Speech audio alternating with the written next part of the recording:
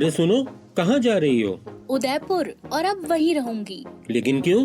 क्योंकि मुझे बेइंतहा पसंद है अरावली और इसकी पखरती झीलें, गौरवशाली इतिहास और सबसे न्यारी कला और संस्कृति। तो एक बात और बताऊं, जो भारतीय संविधान आज सारी दुनिया के लिए नजीर है, उसके प्रारूप पर पहला हस्ताक्षर किया था उदयपुर के मास्टर बलवंत सिंह मेहता ने। माणिक्यलाल वर्मा भी तो इनके साथ ही थे। हाँ, और इन्हीं के सानिध्य में मोहनलाल सुखाड़िया ने सीखा था जनसेवा का ककहरा और बतौर मुख्यमंत्री 17 साल तक राजस्थान का नेतृत्व किया। तभी तो उन्हें आधुनिक राजस्थान का निर्माता कहा जाता है। यही वजह है कि बतौर मुख्यमंत्री तीसरी बार राजस्थान की कमान संभाल रहे अशोक गहलोत यहाँ आने का कोई अवसर नहीं छोड़ते। मेवाड़ की रूह है महाराणा प्रताप सिंह, तो दिल है उदयपुर। राणा प्रताप के पिता उदय सिंह ने 1553 में ये शहर बसाया और इसे मेवाड़ राज्य की राजधानी घोषित किया।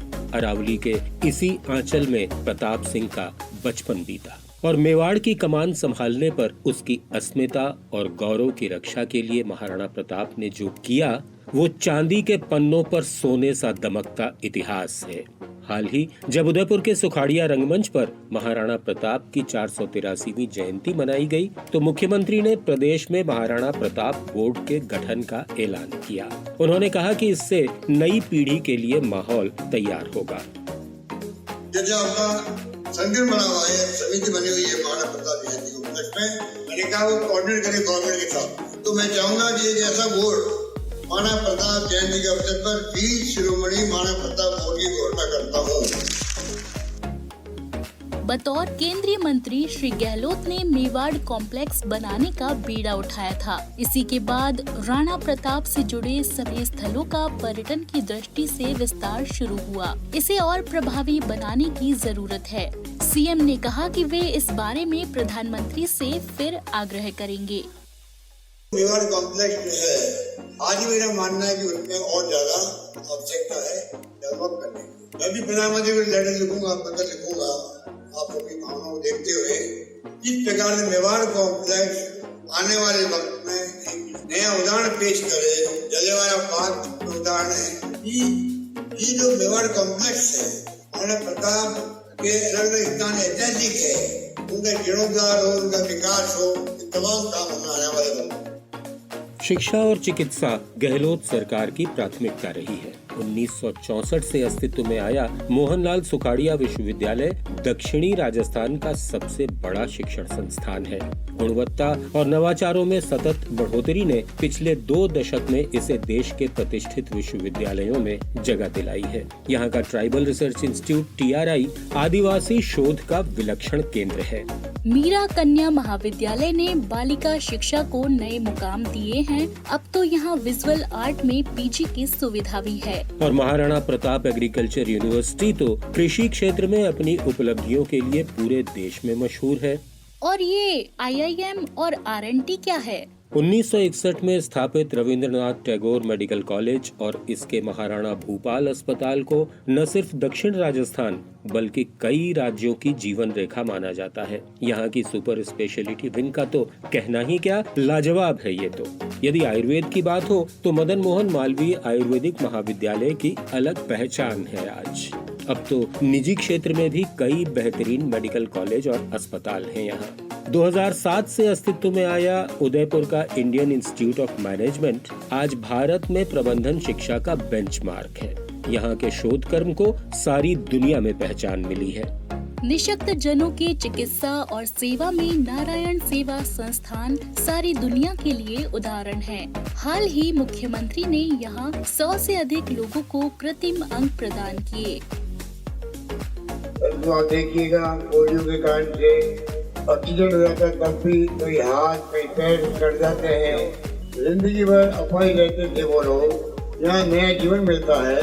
अभी मैंने देखा है, बातचीत करी है, जिनके पैर लगे हैं, हाथ लगे हैं, अद्भुत काम कर रहे हैं, ट्रेनिंग अच्छी करा रहे हैं। जो दिव्यांग है, कोई कंप्यूटर सीख रहा है, कोई और कोई कला सीख रहा है। पर्यटन पूरे उदयपुर अंचल की अर्थव्यवस्था की रीढ़ है। बात जब पर्यटन की चली है तो मुख्यमंत्री ने जयसमंद वन्य जीव अभयारण्य में जंगल सफारी कुछ दिन पहले ही पर्यटकों को सौंपी है। ये अभयारण्य उदयपुर और राजसमंद के बीच देबर झील के आसपास का ऐसा सुरम्य इलाका है जहाँ तेंदुए, भालू, चिंकारा, जंगली सुअर और किस्म किस्म के पक्षी निवास करते हैं। प्रदेश में जो बायोडाइवर्सिटी कमी नहीं है, इसीलिए एशिया की सबसे बड़ी झीलों में से एक जयसमंद में ये तीसरी जयपुर सफारी है। ये मैं उम्मीद करता हूँ कि बायोडाइवर्सिटी डे पर जयपुर जामागढ़ में लेपर्ड की थी पिछले साल ये जयसमंद में प्रारंभ हुई है। मेरी शुभकामना है कि ये निरंतर वृद्धि हो और राजस्थान की पहचान देश के अंदर ऐसे राज्य के रूप में हो जहाँ पर वन्य जीव और पर्यावरण प्रेमियों की संख्या कम नहीं है। और रोजगार का क्या? यहाँ रीको ने कई औद्योगिक क्षेत्र विकसित किए हैं। इससे कई नए उद्योग लगे हैं। पर्यटन में बूम आने से भी रोजगार के अवसर बढ़े हैं। डबोक हवाई अड्डे के विस्तार से आवाजाही सुगम हुई है। इसी साल जनवरी में मुख्यमंत्री ने खुद उपस्थित रहकर मेगा जॉब फेयर में युवाओं की हौसला अफजाई की। मेले में 3,500 से ज्यादा युवाओं को नौकरियां मिली। सीएम ने कई युवाओं को अपने हाथों से ऑफर लेटर प्रदान किए। बड़ी बड़ी कंपनियां आएगी, अच्छे इंग्लिश बोलने वाले बच्चे मिलेंगे तो वो रोजगार का साधन मिलेगा। वो भी मेगा जॉब फेयर लग रहा है, उसमें फिर उसका एक अलग तरीका होगा मेगा फेयर का। कहने का मतलब ये है कि सरकार कोई कमी नहीं रख रही, क्योंकि इंग्लिश अंतर्राष्ट्रीय लैंग्वेज है। पढ़ाने बहुत जरूरी है बच्चों को हिंदी के साथ में। आज तो नहीं दिख रहा, 5-10 साल बाद देखोगे आप कि हमारे बच्चे कितनी शानदार इंग्लिश बोलते हैं, कहाँ का पैकेज लेने के जाते हैं। इन दिनों पूरे प्रदेश में सबसे ज्यादा चर्चा महंगाई राहत कैंपों की है। ये उदयपुर में भी लगे हैं क्या? अरे यदि एमआरसी की रैंकिंग देखो तो उदयपुर आज राज्य में तीसरे स्थान पर है। शिविरों में पहुंच रहे लोग कितने उत्साहित हैं, ये उन्हीं से सुन लो। मैं उदयपुर शहर से मोहम्मद सिंह सुखा आज महंगाई राहत कैंप के अंदर मेरे से आए हैं और हमें माननीय राजस्थान के जननायक अशोक जी गहलोत साहब जो राजस्थान मुख्यमंत्री है, बहुत अच्छी राहत कैंप जो लगाया, उसके अंदर आज हमें जो सहायता मिली है, चिरंजीवी 25 लाख का बीमा और 10 लाख का दुर्घटना बीमा और राशन किट फ्री, और साथ ही हमें जो योजना के चिरंजीवी का फायदा देते हुए फ्री राशन कार्ड का हुआ है और चिरंजीवी योजना का हुआ है, और साथ ही हमारे 100 यूनिट बिजली का।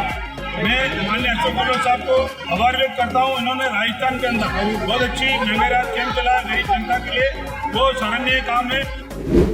मुझे ये फ्री राशन का लाभ मिला है, चिरंजीवी जो 25 लाख का वो है वो मिला है, और 10 लाख का दुर्घटना बीमा योजना का मिला है। श्री अशोक गहलोत जी का बहुत बहुत शुक्रिया। उन्होंने राजस्थान सरकार ने हमारे लिए ये सुविधा उपलब्ध कराई है, और प्रशासन का भी पहले भी शुक्रिया अदा करते हैं। मेरा नाम मंसूर अली है, मैं फतेहपुर से आया हुआ हूँ। मेरा चिरंजीवी योजना का लाभ मिला है और 100 यूनिट बिजली का। यहाँ की झीलों की चर्चा बहुत होती है, लेकिन लोग बीच बीच में रोककर पश्चिमी क्षेत्र, सांस्कृतिक केंद्र और शिल्पग्राम की बात करने लगते हैं।